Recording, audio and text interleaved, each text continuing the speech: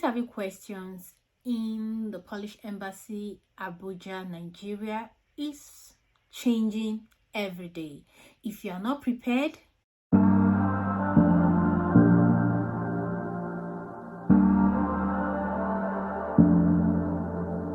hey guys, you're welcome back to my channel. So in today's video, I want to talk about interview process in Polish Embassy in Abuja, Nigeria, and possible questions you will be asked. Mind you, these questions are the ones they're asking of recent, so in the next 2 months, 3 or 1 year later, they may change their questions, but I'll try my best to always update you of the new questions. So check the description section. If there's any updates, I'll come drop it in the description section for any additional questions. So I've jotted them down, so I have them in my phone. So the first question is, these questions are not constant, but they are kind of similar.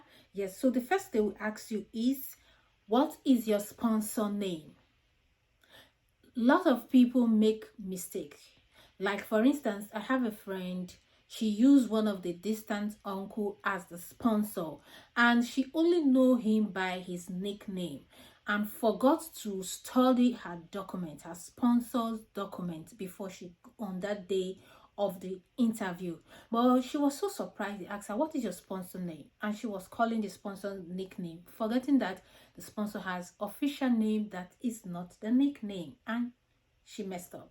Yeah, she was denied. So I don't know if that's the reason why she was denied, but probably that should be kind of connected to the reason for her denial. So try to study your sponsorship letter, your sponsor name, your sponsor address, because they may ask you questions from any angle. Anything that has to do with your sponsor, study it very well before your interview. So another crazy questions are, hey guys, while filming this video, I made a mistake. So another funny question is, the embassy will show you the map of Europe and tell you to identify the map of Poland. Remember, the map they will show you, it doesn't have any name. You will not see, like what you see right now, there is no name. So it's going to be a blank map. So it's not like for you to be able to identify the map of Poland. And so remember, not only Poland, they may ask you, okay, they may give you a map of the Europe and ask you, okay, identify Germany or identify France or Austria. So you just have to learn all this country, the shape of their map, how it looks like, and how you'll be able to identify it in Europe when they show you the map of Europe here. So now let's jump into the other questions. They may ask you some simple mathematics, so don't be scared. The maths are not so difficult, but it has to do with timing, because you may not be given enough time to do the calculations, so you have to be fast. Actually, you know that maths is very easy, but because you are tense and you end up making mistake. One of the simple question maths question they usually ask is this. They may ask you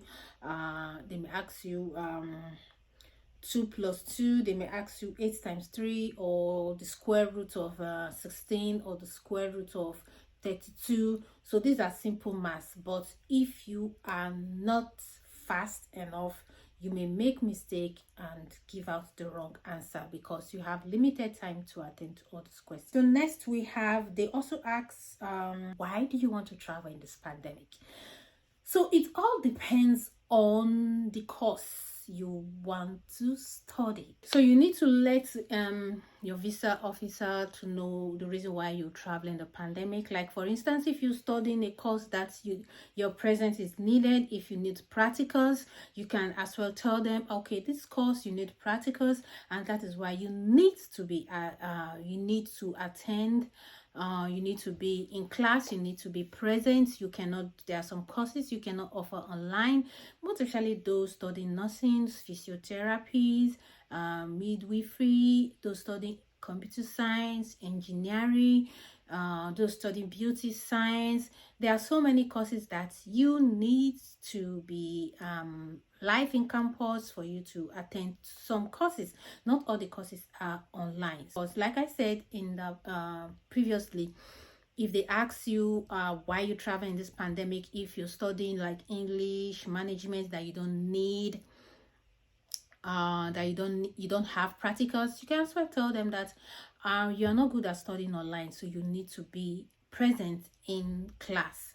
Yes, so you have to let your school write a letter to you, give you the letter that you can present to the embassy that your presence is needed. But if your school is completely online, because there are some schools that they'll say, oh no, the pandemic is so crazy that everybody will be online, so they may not want to issue you that letter, that is when you need to call on your chi, your God, whoever you have to call to grant mercy on you so that you get your visa irrespective of the course. So depending on the course you're going for, they may ask you some questions based on your course. As in, there's a whole lot of bunch of questions, like crazy questions they can ask you.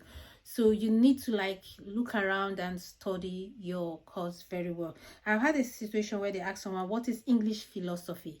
Yes, so it's based on your course. And also they can ask you question on study your school, the city, the address.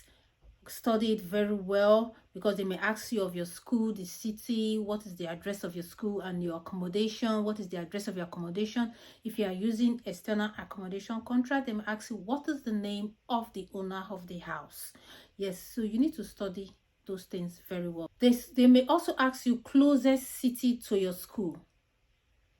Yes, they've asked someone what is the closest city to the person's school, so the person was able to answer it because the person was well prepared. So you have to be prepared. And they may also ask you, what is your course at? Like, they ask people all these questions I'm saying here, these are questions they ask people, but it's randomly different people. Also ask someone about the grade, your previous school, the grade, and your present course. Why do you want to study this course? Remember, all these questions usually can be 5, because so far I've mentioned more than 7 questions that they may ask you, but your own, they may ask you 4 questions. They cannot ask you all the 7 at a go, so they may ask you only 3 questions, 4 questions. It all depends, but within, you only have a minute or maximum 2 minutes to jot down all these questions. So you have to be fast, and you have to know what you're saying so that you don't write the wrong information when you know the right information, because you're tense.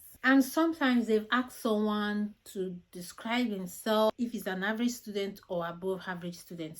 So for you to answer that question, it all depends on your previous study, your grade. So if you're the type that your previous study you scored very well, you can defend it. And even if you don't score very well, you can defend why the low grade and why you think you were above average students. So it all depends on how you're able to defend yourself and how you're able to sell yourself. Just take this as being a marketer, how you're able to sell your products to customers, to clients, to convince them.